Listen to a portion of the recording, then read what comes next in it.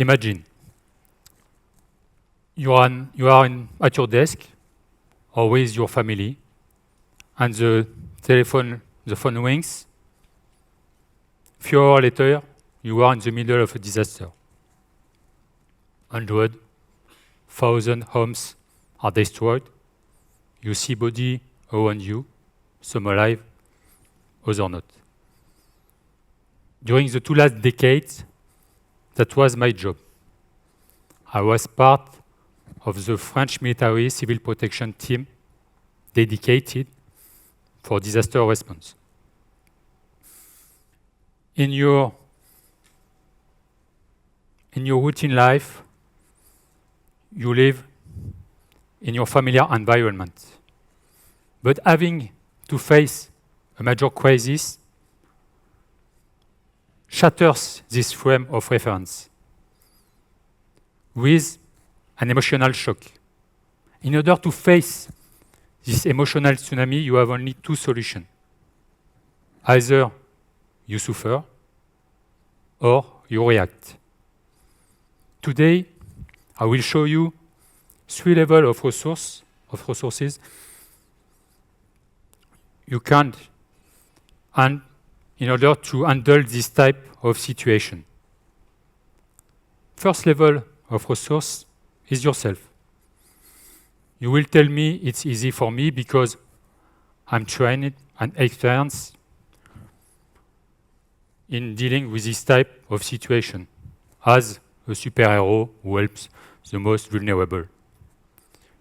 The image of the superhero will take a beating when I will explain to you that I'm fainted while I'm watching a plastic surgery report on television. In fact, I was passive on my sofa, watching an incision, and that's the drama. I collapsed my head in the pillows with my wife shaking me, Vincent, what is going on?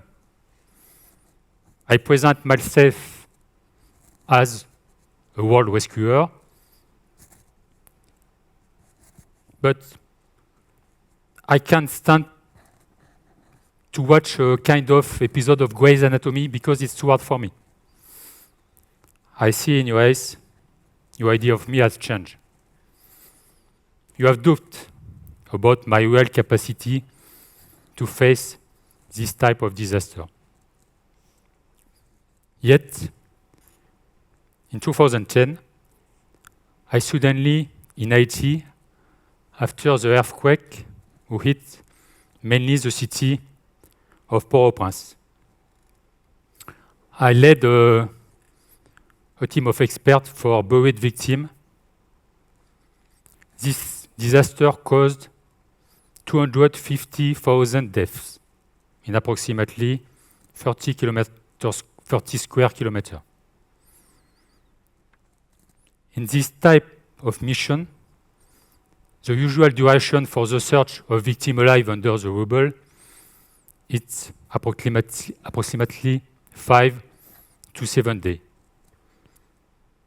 But at each command briefing, I asked to my chief to give me another 24 hours. I have doubt. I was trapped into my illusion, but I have a certainty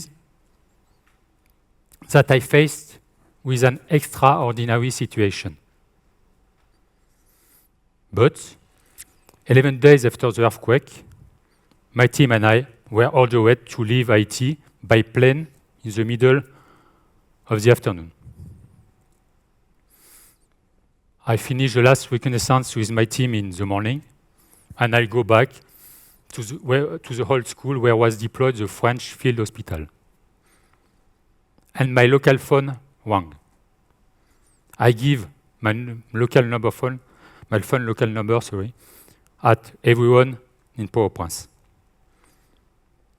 A resident of Cité Soleil, an area in the northwest of Port-au-Prince, called to tell me he heard something under the rubble near his home. Serendipity. But I had to take a plane in less than 3 hours. I decide. I call my team by radio to follow me towards the northwest of Port-au-Prince. When we arrive on the spot, my team quickly confirms the presence of someone alive under the rubble with a ground radar. This is how we were able to save a man in his 20s, 11 days after the earthquake, and a 16-year-old girl 4 days after. That will say 15 days after the earthquake. This is for me the psychological difference between Grey's Anatomy and Haiti. In the first scenario, I was passive, spectator, and in Haiti I was an actor, even active, even proactive. And the action will give you the incredible capacity to relieve stress. This is why you must trust yourself at all times. The second level of resource is within your team. When we talk about team spirit, esprit de corps, in operational unit, that will say the I gives the way to the we.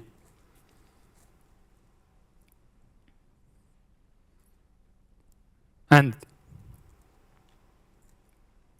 in the strength of the collective is the capacity to trust each other, to listen to each other, to share our convergences and our divergences. I remember in 2003, in Algeria, after the earthquake who struck the city of Boumerdès, I led a heavy search and rescue team for buried victims. And my team saved very quickly a mother her daughter was still strapped under the rubble. You have to imagine a little girl, 3 years old, stuck between two slabs of a building with a millefeuille above made up by the 3 other floors totally collapsed.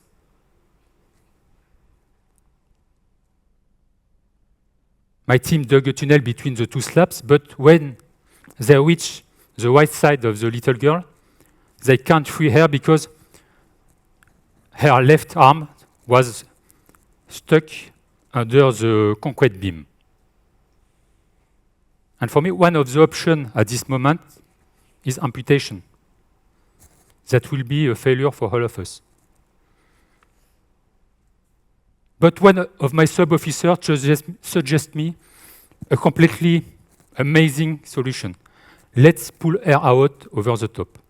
Let's pull her out over the top. Completely crazy, but why not?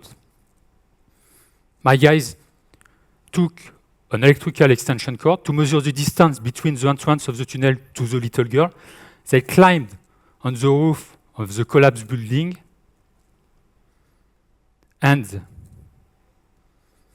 after 12 hours of drilling, she was out alive.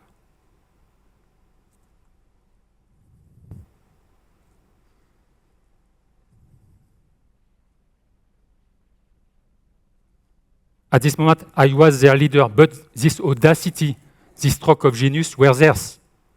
Without this capacity to trust each other, without this capacity of the collective intelligence, she would certainly have died or been amputated. The last level of resource is in your foundation. That's where your values and your resource people.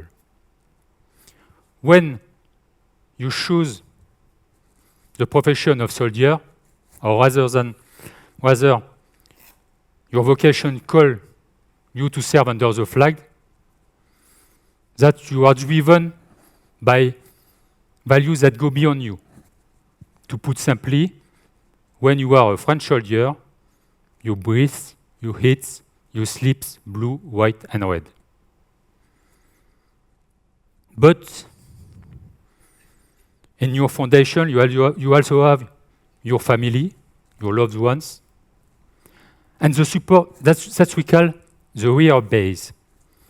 And the real base is vital for us because it's enabled to be totally focused on your mission. I like to say we are like top athletes, but we don't know the date of the game and how long it will last. Hence, the importance of having strong foundation. Imagine where you are looking for survivor in the middle of the chaos, the smell of the death is everywhere. And when I felt I was tipping over into something dehumanized, my mind bring me back into the world of the living by reconstructing the smell of my wife's fragrance. And at this moment, she's not thousands of miles away. She was with me where I need her.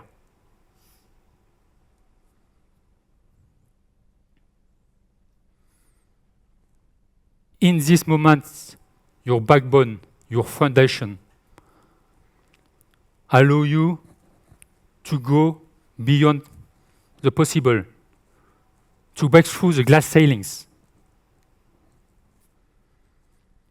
This three level of resource allow you to keep an emphatic distance, a control zone with the emotional tsunami you may feel in this type of situation. Putting yourself in motion, trusting the collective, getting support from your foundation, allow us to go beyond the possible.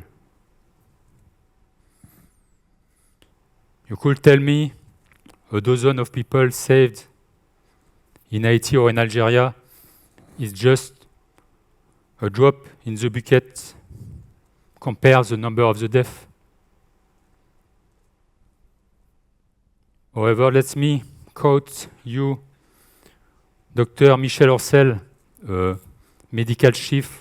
former medical chief of the French field hospital, when he say, "He was not know the torment of thirst, cannot know the happiness of a simple drop of water."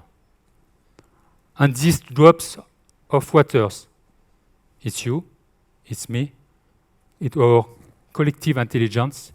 It is in fact the most powerful of the humanity. Thank you.